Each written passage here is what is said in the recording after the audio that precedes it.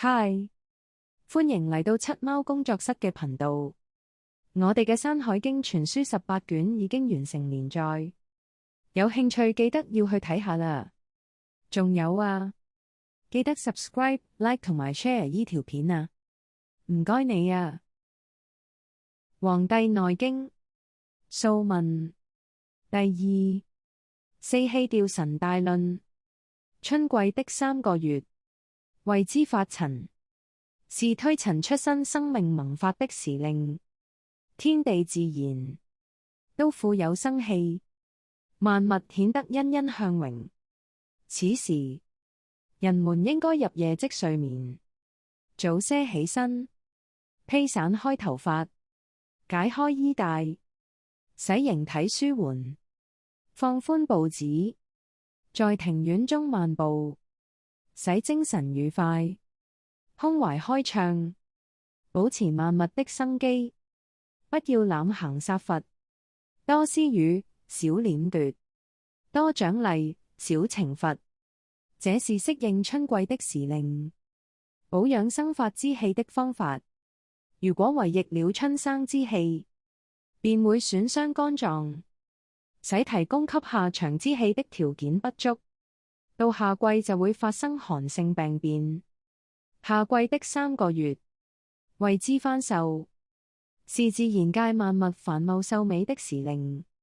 此時天氣下降，地氣上騰，天地之氣相交，植物開花結實，長勢旺盛。人們應該在夜晚睡眠，早早起身，不要厭惡長日。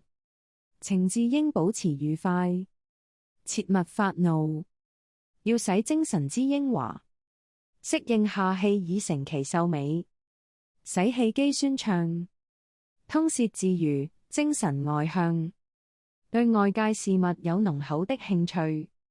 這是適應夏季的氣候，保護長養之氣的方法。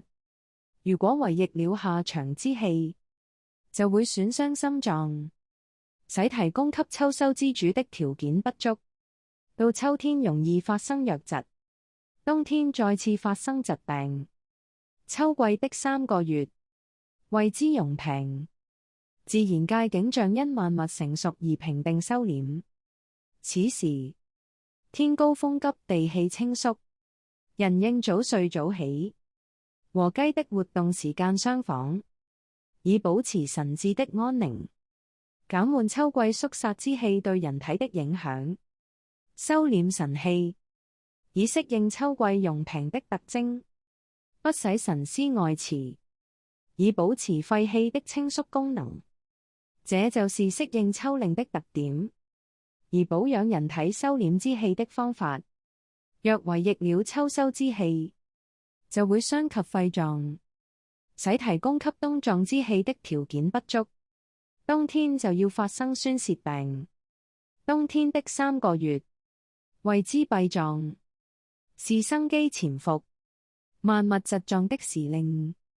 當此時節，水寒成冰，大地龜裂，人應該早睡晚起，待到日光照耀時起床才好。不要輕易地擾動陽氣，妄事操勞，要使神志心臟於內，安靜自若，好像有個人的隱秘，嚴守而不外泄，又像得到的渴望得到的東西，把它密葬起來一樣。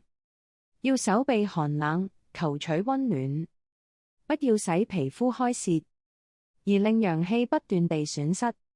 這是適應冬季的氣候，而保養人體閉臟機能的方法。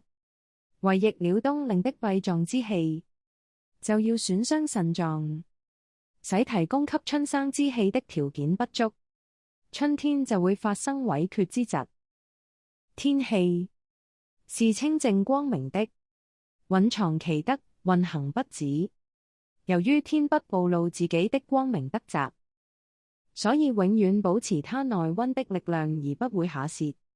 如果天氣陰霾晦暗，就會出現日月昏暗，陰霾邪氣侵害山川，陽氣閉塞不通，大地分蒙不明，雲霧彌漫，日色無光，相應的雨露不能下降，天地之氣不交，萬物的生命就不能綿延。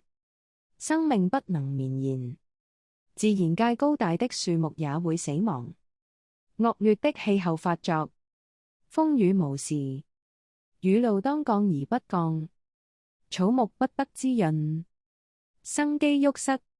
茂盛的禾苗也會枯槁不榮，賊風頻頻而至，暴雨不時而作，天地四時的變化失去了秩序，違背了正常的規律，致使萬物的生命未及一半就夭折了。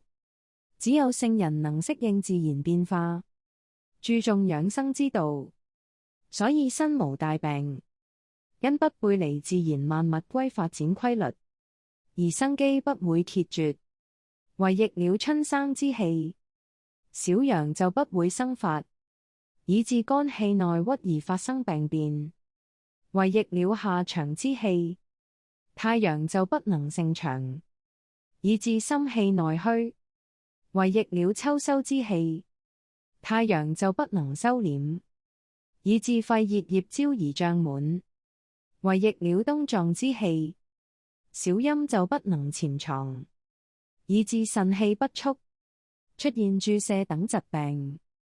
四時陰陽的變化，是萬物生命的根本，所以聖人在春夏季節保養陽氣以適應生長的需要，在秋冬季節保養陰氣以適應收藏的需要，順從了生命發展的根本規律，就能與萬物一樣，在生、長、收、壯的生命過程中運動發展。如果違逆了這個規律，就會長乏生命力，破壞真元之氣。因此，陰陽四時是萬物的終結，是盛衰存亡的根本。違逆了它，就會產生災害；順從了它，就不會發生重病。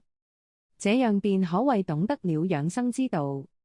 對於養生之道，聖人能夠加以實行，愚人則時常有所違背。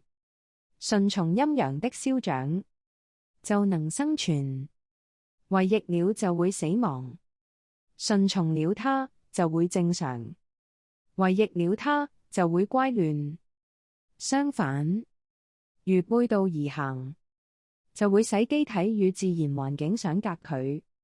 所以聖人不會等病已經發生再去治療，而是治療在疾病發生之前，如同不會等到亂事已經發生再去治理，而是治理在它發生之前。